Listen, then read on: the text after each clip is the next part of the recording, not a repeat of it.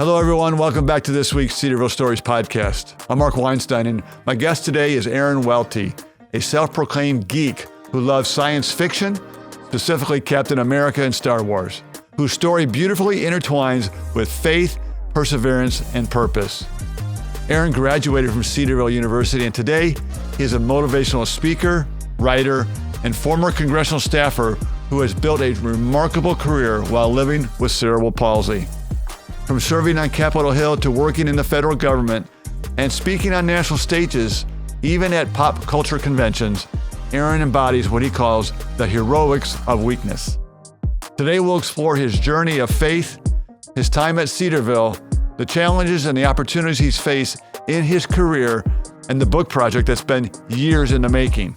Aaron's story is a powerful reminder that God's strength truly shines brightest in our weakness. So let's go to my conversation with Aaron Welty on this week's Cedarville Stories Podcast. Hey, thanks for joining me today in studio, Aaron. It's great to have you. And I know that you grew up in the Detroit, Michigan area. Mm-hmm. So let's start with the basics. How did you learn about Cedarville? So I actually went on a college tour with my parents in 2000. And Cedarville was one of the stops on the college tour. Yeah. My dad and I also were pretty emphatic about making sure we got to see Gladiator in the theaters that summer together. Okay. And so came here to Cedarville, was looking at a couple of different schools. And the thing that actually sealed the deal was my parents got a call from the school asking me to come back down and to retake whatever standardized test it was I took back in 2000 for college entrance, because the score for that test was right on the line for what Cedarville normally accepted back then. Okay. And so took a day off, came down to Cedarville, went over into the ENS, sat in the conference room, took the test, came home, didn't think anything of it. Maybe a week, 2 weeks later, my mom got a call that they were going to offer me a letter of acceptance that apparently they had written before they scored the test. Really? And so I took that as an indication of Cedarville is where I needed to go. So why did that mean so much that Cedarville called you? I think it was because in the moment I kind of realized maybe it wasn't totally about the test, right? Maybe there was, there were some folks that wanted to see, how can he get around campus? How can he get around? Can he manage? Because sometimes there are concerns like that when you go to a place and you have some of the medical and mobility challenges that I have. So I'm not positive that was part of some of the thought process, but the fact that they were able to reach out and communicate it in a way that said to me, it was less about the test itself, and it was a little more about, maybe doing what we asked you to do and being willing to come down here and come back to campus. And maybe it's also, can we really help Aaron with his issue? So we'll get into this issue later on the podcast, but you were born with cerebral palsy. That's correct. And so we'll get into that in a moment. But so when you came, you got admitted, you decided to pursue a degree in public administration. Mm-hmm. Why? What was so fascinating about that for you? So when I was in middle school, as a 13-year-old in 7th grade, I was taking a class on U.S. presidents, and I really enjoyed it. Yeah. And at some point during that semester, a couple of friends, one of those friends who would later come to Cedarville and graduate with me here at Cedarville, they encouraged me. They were like, hey, you'd be a great president of the United States. You should go do that. Sure. And so I had those aspirations, and it made sense to eventually go to D.C. It took 7 years on Capitol Hill for me to let go of those aspirations and realize that's not necessarily what I wanted to do with my life. But going through kind of that period and getting to Cedarville, the realization was, really thanks to David Rich, my advisor at the time, was that if you want to go to D.C. and you want to get into politics, then you probably should study public administration. And so I did. Okay. So I just alluded to, before this last question, about cerebral palsy. Mm-hmm. So let's jump there now. to get that part of the story going. So tell us your story about birth and dealing with cerebral palsy as a kid all the way up. So I have cerebral palsy. I've had it since pretty much almost when I was born. I was born 30 weeks premature in the early 80s. And at that time, not a lot of folks were surviving that reality. So for me, what that means is with the cerebral palsy is that there's actually some damage to the brain that led to the diagnosis, that's led to some challenges medically and mobility-wise. And the day I was born, the doctors actually didn't think I was going to make it. Really? They were like, this kid is, one and done. And so they took me from the operating room. My mom was there. My grandmother was there because she was a nurse at the hospital at the time. They took me from the operating room and they whisked me away somewhere else. Even to this day, my dad says they can't account for that chunk of time, my first day. And the story that I heard many years later from my grandmother is that they took me away and there was this group of doctors that were going to decide what was going to happen to me, right? Really? Whether I was going to get the care that I needed or not. And in that room was a nurse who was friends with my grandmother, friends of the family, who knew about me. And she is the one that really stepped up and stepped in and advocated for me and said, hey, we know this kid. We know his family. We have to do everything that we can. And when I think back today to how she advocated for me and she spoke up, I can't help but think about the role that the Holy Spirit has in our lives as advocate, right, as paraclete to the throne of God. And I wonder if that was kind of the first little inkling in my life on the very first day of kind of the trajectory that my life would take.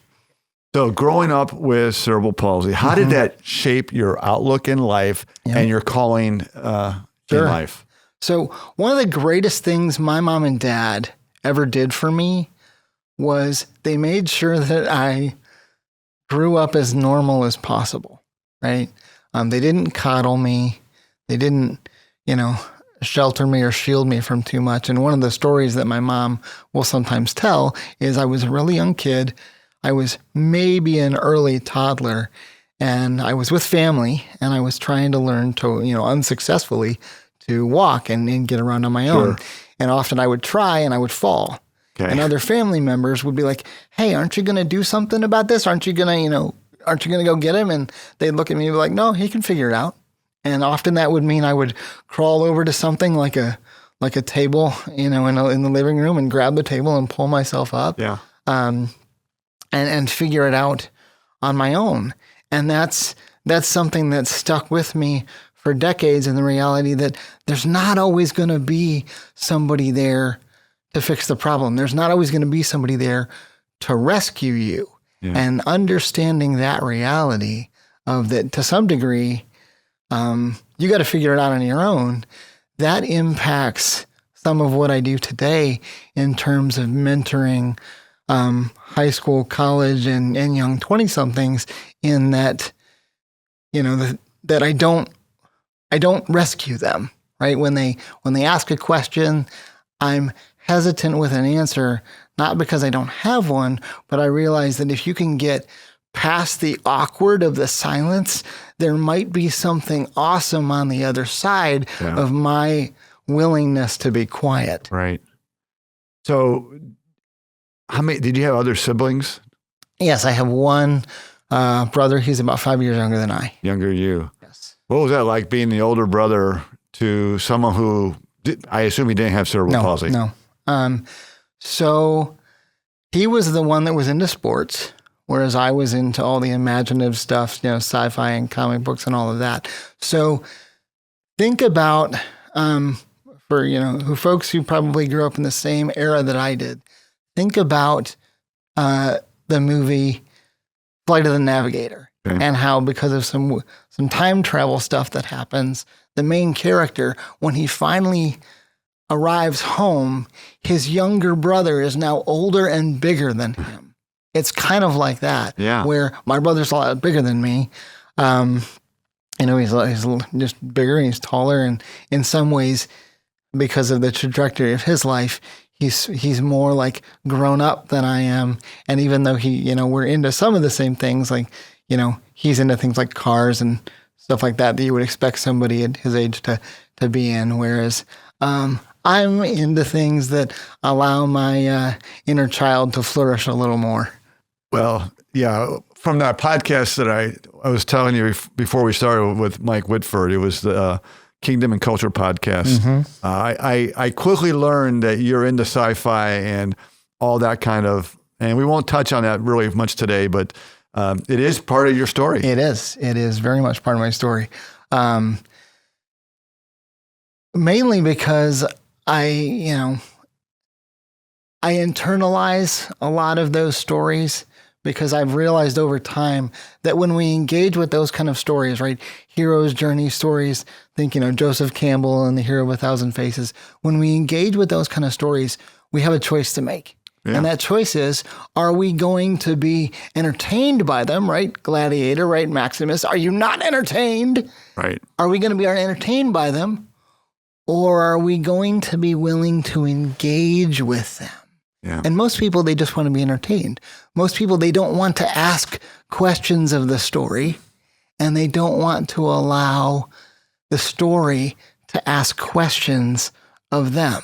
For example, if you're watching Lord of the Rings, right, and you're tracking the journey that Frodo goes on, there should be a point in the story where you start wondering, would I be willing to do for Middle-earth what Frodo did in taking on the burden of the ring?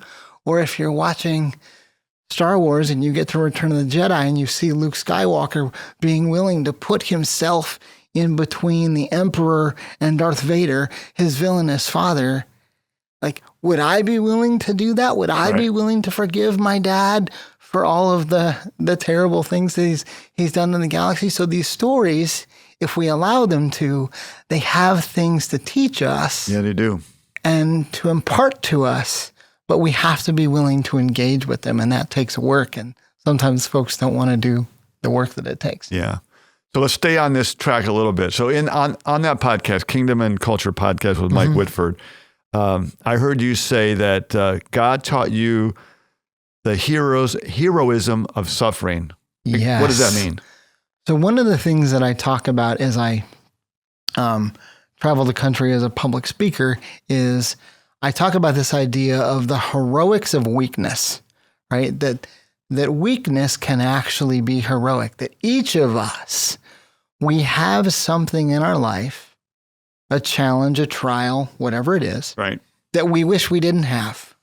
We wish that God would wave his hand like a Jedi mind trick and make it go away. But he doesn't.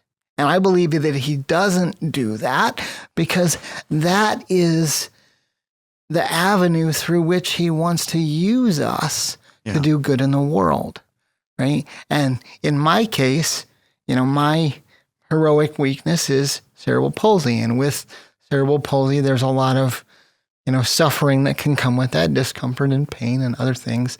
But at the end of the day, when you wrestle with this question of the heroics of weakness, when you wrestle with this question of terrible privilege, right?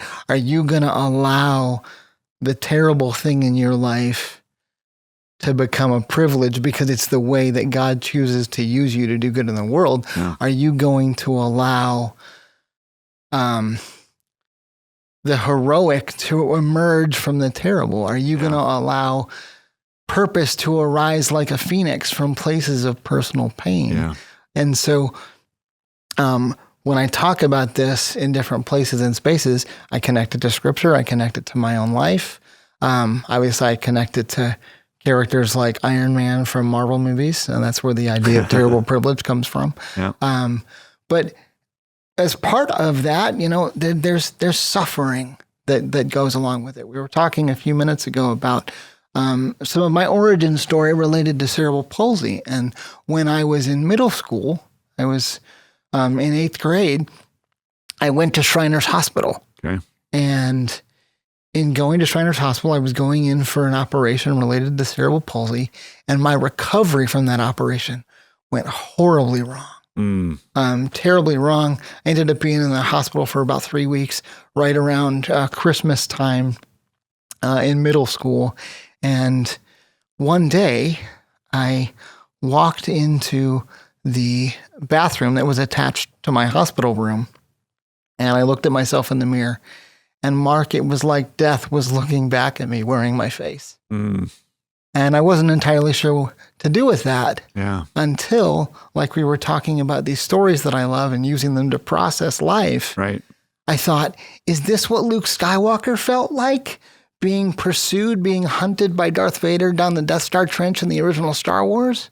And like knowing how that story ended, it gave me courage. It gave me hope. And the Holy Spirit kept that hope alive that ultimately I wouldn't die in the hospital bed. And there was a lot of suffering that went along with that. But my friend, who I went to school with at the time, who would eventually graduate from Cedarville, she wrote me a letter during my time in the hospital. And 30 years later, I still have that letter tucked away in a Bible, not because she was telling me all the things I was missing at school, but because in the middle of this letter, she starts, and we were in 8th grade, and she starts writing about the jars of clay passage in 2 Corinthians 4, right? We have these treasures in jars of clay to show this all-surpassing power comes from God and not from us. We're hard-pressed on every side, but we're not crushed. We're perplexed, but not in despair. We're persecuted, but not abandoned. We're struck down, but not destroyed. And we carry around with us in our mortal bodies the death of Jesus so that his life may be shown in our mortal bodies. We were in 8th grade. Amazing. But 30 years later, that verse is one of the things that I, quite literally hang my life on. That's so inspiring and so encouraging. And when you were talking, my mind was thinking about, we all struggle with some kind of pain in our life, and how we choose to deal with it really makes a difference. And that if you believe God is sovereign, which he is, right? Our pain can be for our good, or is for our good, and it's for his glory. It's to bring him glory. And you're doing that in a very difficult way, but you're doing it every day with a cheerful heart, it seems like. Thank you. No, there are some cases in which it's for the good of others too. It is. Right? It is. Paul talks about that in some of his letters, about how, I am where I am in chains for the sake of the gospel. I am where I am so that you can learn, the people he was writing to, that you can learn from me. And like, I know sometimes I make it look easy, but it's not. No. When I was a student here back in the early 2000s, in the winter of 2003, I think it was, life was tough, physically, mentally, emotionally, and what it took for me to be able to be a student here was a lot, and to be able to keep up and level up, with everything and the schedule and the academics. And so for a few nights that winter, I was in the dead of night, keeled over my desk chair, just praying, begging God, please take the cerebral palsy away. Like, I can't handle this. This is too much. And God said, that's not what I'm going to do. I'm not going to take it away. Again, you want me to wave my hand like a Jedi mind trick and take it away. You want me to prescribe painlessness for you. That's what you want, right? That's what you want. That's what we all want, right? That's what we all want. And you want me to prescribe painlessness for you. And so I said, what are you going to do?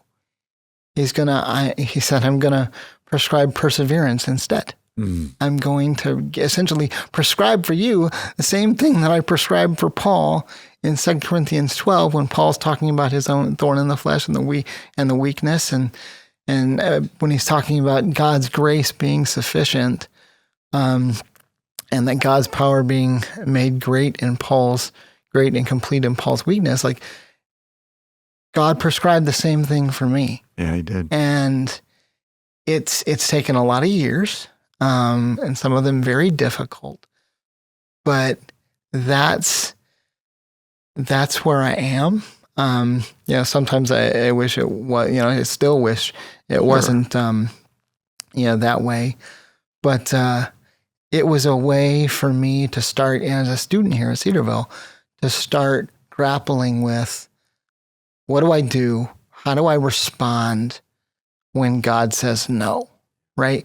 When what's actually happening in my life doesn't, what God's actually doing doesn't meet my expectations.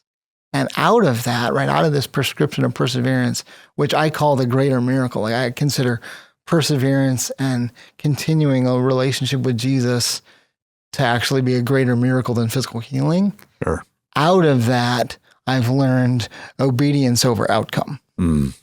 That's so meaningful, and something that we all need to learn, because that's a tough. We all want the easy escape out. Yes. I want the easy escape out, but we do need to learn perseverance and trust the Lord. So let's pivot a little bit as we're near the midway part of our podcast. Your career path has been incredibly diverse. It has. So let's talk about, from media and marketing on Capitol Hill to the Department of Transportation. How did these experiences prepare you for speaking and writing? Because that's what you do today. You're a speaker and you're an author, or wannabe author. Wannabe author, yeah. Hopefully in the next couple of years. There you go. Capitol Hill is where I learned to write. Who did you work for in Capitol Hill? I worked for a member. His name was Thaddeus McCotter from the 11th District of Michigan. Okay. He's no longer in office. Okay.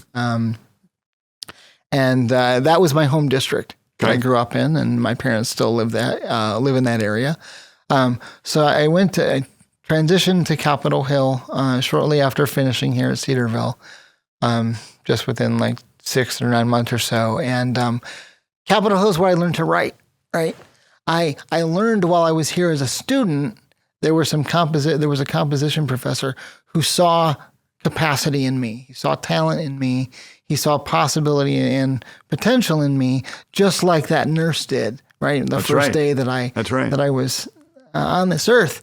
And he encouraged me in that. But Capitol Hill is really where I learned to write, because a lot of what I did for years was writing responses to constituent inquiries and letters. And I probably wrote close to 2,000 different responses that probably covered 50,000 different inquiries that we got over, a 5-year period or so. So I was probably doing about 10,000 a year. And I didn't always want to be doing it. And it, the boss was really tough when it came to, he wanted, we talk about progress over perfection, right? He wanted perfection. And so we had to work really hard to get as close to it as we could. Yeah. So you did that in Capitol Hill. What was your role with the Department of Transportation? So with the Department of Transportation, worked for one of the modalities under that. And I work in accessibility and reasonable accommodation. Okay. The best way to explain that is there is an avenue where if you have, let's say a challenge pops up in your life and it's verifiable, and you have a verifiable disability like I do, like cerebral palsy, there is a pathway by which you can request an accommodation to help you to be able to do your work, despite whatever the challenge is. Okay. I'll give you a really simple example. Let's say you're me and you work at a desk and you do a lot of administrative work, a lot of data work. But the printer's like 600 feet away. I could put in for an accommodation to have my own printer at my desk so that I'm not expending so much energy going back and forth and back and forth. And that was an accommodation that, for a while I actually had.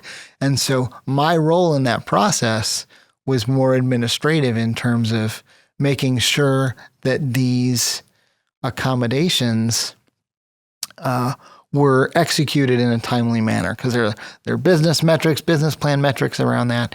And so I worked on that for many, many years. And the interesting thing about working in the reasonable accommodation space, for me is that it was really all about affirming the dignity of work, right? And the fact that, we believe biblically that work is actually something that God gave us as part of, the creation process prior to the fall in Genesis, prior to Genesis 3. So a lot of times we look at work as not a good thing. Well, work is a good thing because work is a God thing. And this was a way for me to be able to affirm the dignity of work for those who, came upon a challenge. And you may only have, let's say, 1% or less of a government agency that is impacted by what we're talking about, that's impacted by my work. But to that 1%, it matters. It does. Right? And it matters a lot. And so I also kind of looked at it as, with that 1% and focusing on them, that's kind of like, leaving the 99 that don't need help and focusing on the one that does. Yeah. So as we're recording this, we're in the midst of a government shutdown. So a lot of people have been furloughed. You've been furloughed twice at least. This, where we are right now, is actually my third furlough in 12 years. So share with us how the unpredictability of the federal government has impacted your career and life and your thought process, because it can't be fun to be furloughed. It's not. I think about the last time this happened in 2019. 35 days. I went along, for 35 days. And I was okay, right? I had, enough saved up to be able to cover bills during that time and, got paid when it was all over and all of that. But one of the things I learned out of that is, hey, if something like this happens again, you need to be prepared, right? You need to be ready. And here we are. And for me, it isn't just the fact that there's this furlough going on, but there's a lot of folks in the last 9 months, including myself, that have either been laid off or put on some degree of paid leave, right, while their agencies figure out what's next for certain places and spaces. And so I'm also in that space too, where I'm waiting to kind of see what happens one way or another, whether I get to go back to the office and probably step into a little bit of a different role, or if I'm going to end up in a space where, maybe I get laid off as part of a reduction in force. And one of the things that's really important to me is this time around is, am I handling it better? Right. And I think I am, because the first time this happened, right, when I lost my job in 2012 on Capitol Hill, because, there was some electoral scandal that happened, and, the boss ended up resigning and leaving town, and we kind of had to figure out what our lives were going to look like after that.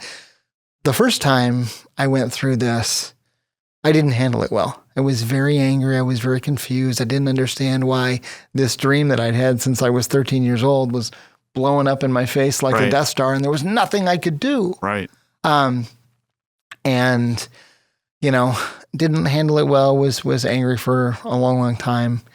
And, one of the things I'm processing now, all these years later, is, hey, this isn't great, the space that you're in, but from a certain point of view, you're being given an opportunity to kind of redo this and reboot. And are you handling it better today than you were, 12, 13 years ago? And I think the answer is yes, because I'm in a place right now where when Jesus says in Matthew 6, right, when he says, don't worry about tomorrow, because tomorrow has enough trouble of its own, I'm at a place right now where I am pretty much living a day at a time, not knowing what tomorrow will bring, and learning more than I ever have, except for maybe when I was in the hospital as a middle school kid, to really live in the present, right? There's that passage from Screwtape Letters in letter 15 where Lewis is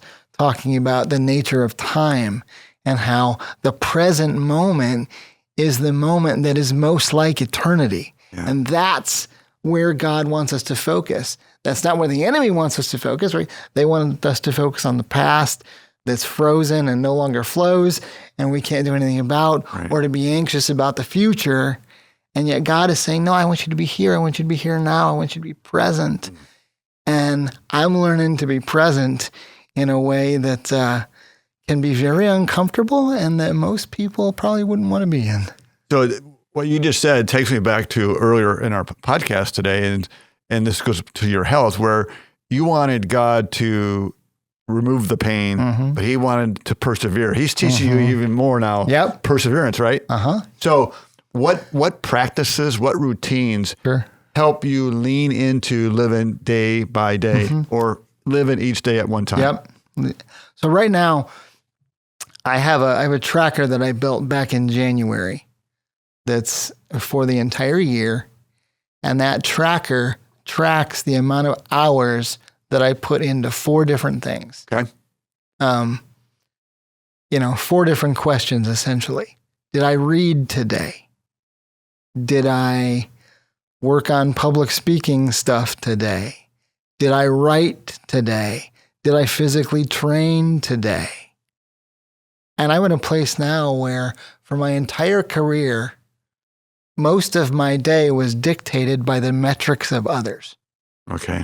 And now I'm in a place where I'm having to reorient and create all my own metrics and decide, okay, what do I need to do today and where do I need to put my time into these 4 things so that something gets done today so I'm in a better place tomorrow than I was. Yeah. So as we move toward the end of the podcast, we will wrap up pretty soon, but I want to get to the last part, and that is about a project that you've been working on for decades, right? Decades? Yes, decades. So, and that is the writing of a book. Yes. So this furlough time should help you, give you a little more time, right? Oh, it certainly has. So what is the book, and tell us what you're trying to accomplish? So 20 years ago, as a student, one of those professors here at Cedarville. Who was that? That was Greg Beliveau. Okay.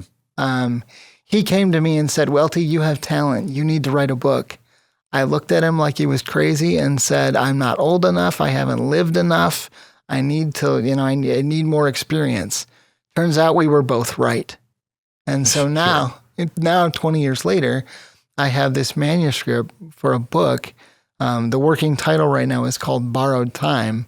And I was actually on a writing retreat a few weeks ago where I discovered this probably isn't one book. It's probably a trilogy. Okay. Because there's just too much content for one go around. And so I got to figure out what's that going to look like. But the idea is I wanted to find a way to tell my story kind of in my own voice. Okay. And it's a project I worked on a number of years ago, for a number of years with my aunt, who was my first editor until she passed away in 2020. And then I put the manuscript on the shelf for 5 years. Okay. Didn't touch it. Worked on new stuff, worked on different stuff, worked on other stuff, but didn't touch it. And back in probably February, I was at a prayer meeting. And at that prayer meeting, the Holy Spirit said, hey, I know you're in a really uncomfortable place. I know you don't like it, but from an eternal perspective, from a heavenly perspective, this is happening to you so that your job that you're really good at, that also happens to be the final excuse that you've used to not finish this, we're going to remove that so that you are motivated to finish. And so from probably early to mid-February to mid-May, I worked on that probably 2 to 3 hours a day, specifically working on incorporating the edits that my aunt had made before she passed away, that she had made by hand. That's meaningful. It is meaningful. And so I worked on that for about 3 months, and it was tough. I mean, it was probably the toughest thing that I've had to do related to this project. But I'm in a place now where those edits are finished, and I'm having conversations with some pastor and author friends in DC hopefully soon about next steps and what publishing might look like, and how do we take this 500-something page manuscript and turn it into a trilogy of books. When do you think this book will be? When will you be finished with the book before it goes to the publisher? When do you hope? I would love to be talking to a publisher by like early 26. Okay. Or like first quarter 26. And at that point, even now as you're writing, what's your hope for the book? What do you hope the impact is on those who read your book? I would say that my hope for this project, however it ends up showing up, my hope for this project, my confident expectation for this project that is a book sold to a reader is ultimately going to be an investment in their life in who they are becoming. And what I mean by that is I'm here at Cedarville right now with you in part because there's a group of students here, Okay. 20 or 30 of them, that I know from before they were students. I know them because of a leadership program that I helped facilitate at Lake Ann Camp during the summers called Reborn Rangers. Okay. And so upon realizing that there's a number of students over the years that end up at Cedarville, I decided a few years ago to try to take a weekend every fall and come back and invest in them. And that's how you and I were able to work this out. Right. But I realized that I can't do that with everybody, right? I can't go spend a week with them at camp, or I can't go spend a weekend at Cedarville investing in everybody the way I get to invest in this particular group of students. But if I write a book, or if I write, a trilogy of books, that's 6 hours that somebody can sit with me. Because when you write a book, right, just in general, the author, especially if it's like a nonfiction book, like a life application type book, the author is essentially gifting the reader 2 years of their life, right? Because that's kind of the life cycle of what it takes to write a book. In this case, however this, trilogy kind of, makes its way out, this isn't 2 years that's being gifted to a reader. Oh. It's decades, right, upon decades of experience and stories and life. And I'm hoping that there's ultimately some impact that happens on who they're becoming, in part because each one of the chapters in this book is going to have at the end what I call soul excavation questions, so that the reader can take material from that chapter and ask questions about, okay, how does this apply to me? What do I do with what I just read? So is the book's about your life in general, right? Right. How is it written? Does it follow your love of sci-fi? There is a lot of that is involved just in terms of like how I process life and how I see the world. So there is a lot of that. There's a lot of geek and fandom references that'll be in it in one way or the other. I mean, one of the beautiful things about editing it and working through my aunt's edits is there's a Star Trek reference in the book that I did not originally put in there, that she wrote out. It's like a whole page and a half, where she wrote out this whole reference to an old episode of Star Trek from the 80s that I wouldn't have thought of. And she's like, no, this applies. This should go here, because she also had some of the same love for those things. Yeah. So yes, that is definitely going to be part of the book and part of what readers will encounter. But ultimately, it's like, what have I learned over 40 plus years of not just life, but of life with cerebral palsy, of following Jesus, going on various adventures to other countries, and doing different things in spite of the medical and mobility challenges, and how can that essentially inspire, hopefully, a generation of readers to live their life better. Aaron, you're an inspiring young man, and I'm really thrilled that you were willing to be on the podcast today. Thank you. Thank you. It was good to get to meet you and learn your story more as I did research, and I look forward to seeing the book when it comes out, and perhaps our paths will cross down the road. I know I'm coming to DC in a few weeks. So, Aaron, thanks for a great conversation today on the Cedarville Stories Podcast. You're welcome. Thanks for having me. Thank you for listening to the Cedarville Stories Podcast, brought to you by Cedarville University. To learn more about Cedarville University, visit our website at cedarville.edu. And be sure to come back next week when we'll share another Cedarville story for God's glory.